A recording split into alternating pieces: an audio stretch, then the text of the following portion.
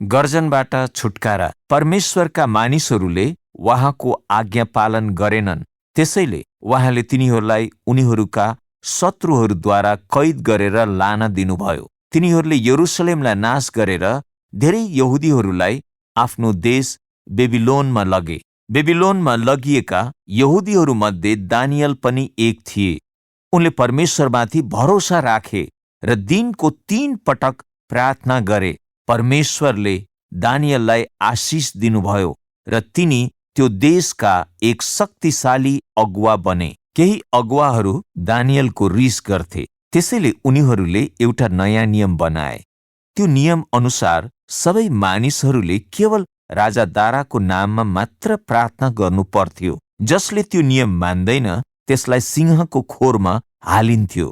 राजा दाराले त्यो नियममा आफ्नो सहमति दिए, तर दानियलले त्यो नियम तोडेर परमेश्वरलाई नै प्रार्थना गरिरहे र उनी पक्राउ परे।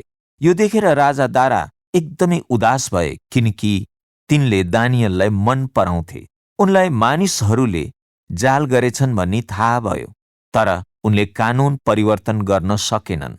यसैले दानियललाई सिंहको खोरमा हालियो। सिंहहरू गर्जन्थे र बिस्तारै दानियलको नजिक आएर निहुरन्थे। त्यसपछि एउटा स्वर्गदूत आइपुगे, जसलाई परमेश्वरले पठाउनु भएको थियो। स्वर्गदूतले सिंहको मुख बन्द गरिदिए। दानियलले त्यहाँ रात बिताए, तापनि उनलाई कुनै हानि भएन। बिहान उज्यालो भएपछि दानियल जीवित छन् कि छैनन् भनी हेर्न राजा दारा त्यहाँ गए। दानियलले भने, परमेश्वरले मलाई बचाउन स्वर्गदूत पठाउनु भयो। राजा अचम्मित भए, दानियललाई सिंहको खोरबाट बाहिर निकाले। त्यसपछि राजा दाराले दानियलका सबै शत्रुहरूलाई सिंहको खोरमा हालिदिए। सिंहले तिनीहरू सबैलाई एकै गाँस बनाए।